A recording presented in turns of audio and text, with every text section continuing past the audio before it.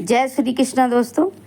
आज हम श्रवण करेंगे वैशाख मास महात्म्य अध्याय 14।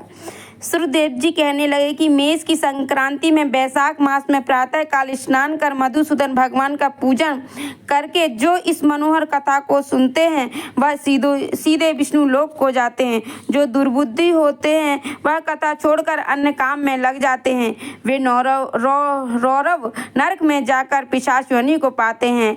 यहाँ पर हम एक प्राचीन इतिहास कहते हैं जो पाप दूर कर पवित्र करने वाला है। यह प्राचीन काल में गोदावरी के किनारे ब्रह्मेश्वर क्षेत्र में ब्रह्मनिष्ठ बड़े परमहंस दुर्वासा ऋषि थे। उनके 2 शिष्य रहते थे। वे सदा उपनिषद शास्त्रों में निष्ठावान थे। उन्हें किसी से कुछ अपेक्षा नहीं थी। भीख मांगकर जो कुछ मिलता उसी को खाकर पर्वत की गुफाओं में रहा करते थे। ये दोनों तीनों लोकों में सत्यनिष्ठ और तपोनिष्ठ नाम से विख्यात हुए। इनमें सत्यनिष्ठ तो सदा कर्मों को करता हुआ भगवान की कथा सुनने और सुनाने में तत्पर रहता था, परंतु पुण्य रूपी कथाओं की व्याख्या के सुनने सुनाने के मध्य के समय संपूर्ण कर्मों को छोड़ देता था तथा कथा समाप्त होने पर अपने नित्य कर्म करता था।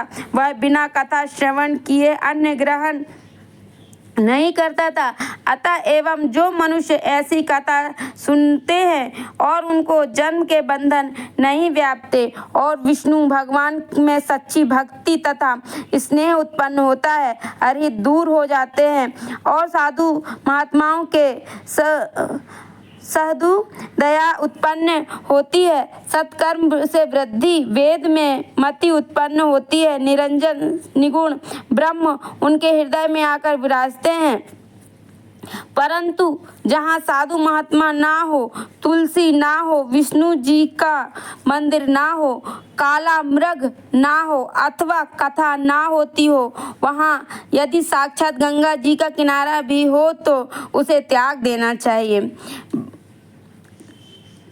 यहाँ भगवान कह रहे हैं कि जहाँ पर साधु महात्मा ना हो, तुलसी ना हो, विष्णु जी का मंदिर अथवा और कोई भी मंदिर ना हो, काला मृग ना हो, जहाँ कथा ना होती हो, यदि वहाँ पे साक्षात गंगा जी का किनारा भी हो तो वह स्थान रहने के योग्य नहीं है।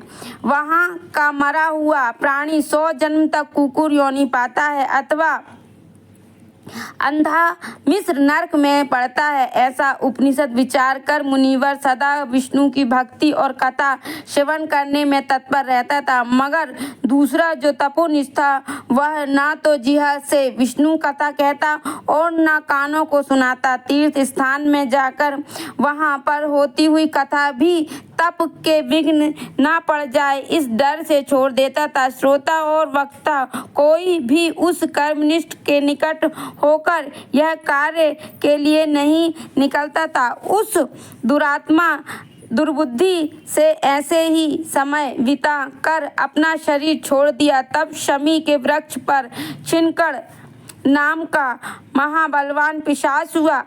आश्रयहीन सुधा मतलब भूख से व्याकुल हो उसका कंठ, ओंठ और तालु सूख गए। ऐसे ही अत्यंत दुखी अपने किए हुए कर्मों के पर विचार करता हुआ वह उन्मत्त हो इधर उधर घूमता रहा, भटकता रहा। इस प्रकार 10,000 वर्ष बीत गए, मतलब 10,000 वर्ष बीत गए। अपना कोई रक्षक दिखाई नहीं देता। उस आकृत आत्मा की देह पर पवन अग्नि के समान लगती थी और काला नील के तुल्य पुष्पादि विश्व के समान मालूम होते थे। इस प्रकार वह उस सुनसान वन में साधु संग तथा कथा से रहित स्थान में भटकता रहा। कदाचित देवयोग से सत्यनिष्ठ पेटी नसीपुरी से आया। मार्ग में उसे क्षुधा और अत्यंत पीड़ित और अत्यंत दुखी छिनकर नामक पिशाच को देखा। उसे देख मुनिवर कहने लगे, डर मत, तू कौन है, तेरी यह दशा कैसे हुई, अब आगे तुझे दुख नहीं होगा। सत्यनिष्ठ के ऐसे आश्वासन देने पर छिनकर अत्यंत व्याकुल हो कहने लगा, हे प्रभु, मैं दुर्वासा का शिष्य तपोनिष्ठ का नाम का यति हूँ। मैं ब्रह्मेश्वर क्षेत्र का निवासी हूँ। कर्मों के लोप हो जाने के भय से अपनी दुर्बुद्धि के कारण महात्माओं द्वारा कही हुई विष्णु कथा का आदर नहीं किया। उसी कर्म से घोर परिणाम से मेरी मृत्यु हुई और छिनकर नामक पिशाच बन दुख से अत्यंत व्याकुल हुआ।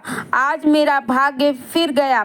मुझ पर सब देवता, गुरु तथा साधु संतुष्ट हैं। हरि भगवान मुझ पर प्रसन्न है जो आपके दर्शन हुए हैं। इस प्रकार छिनकर त्राहि त्राहि करता हुआ चरणों में गिर पड़ा। तब यशस्विनी सत्यनिष्ठ ने उसे दोनों हाथों से उठाकर अपने सुकृत पुण्य और वैशाख महात्म को क्षण भर सुनने का फल उसे दे दिया, जिससे उसका पाप तत्काल दूर हो गया और पिशाच योनि छोड़कर दिव्य देह धारण कर महामुनि की परिक्रमा तथा प्रणाम कर दिव्य विमान में बैठकर विष्णु लोक को चला गया और सत्यनिष्ठ पैटिनसी पुरी चला गया। वहाँ बारंबार महात्मा श्रवण की चिंता करने लगा। सुखदेव जी बोले, जहाँ पर शुभ फल देने वाली सब लोगों के पाप को दूर करने वाले विष्णु भगवान की कथा होती है, वहाँ सब तीर्थ और अनेक क्षेत्र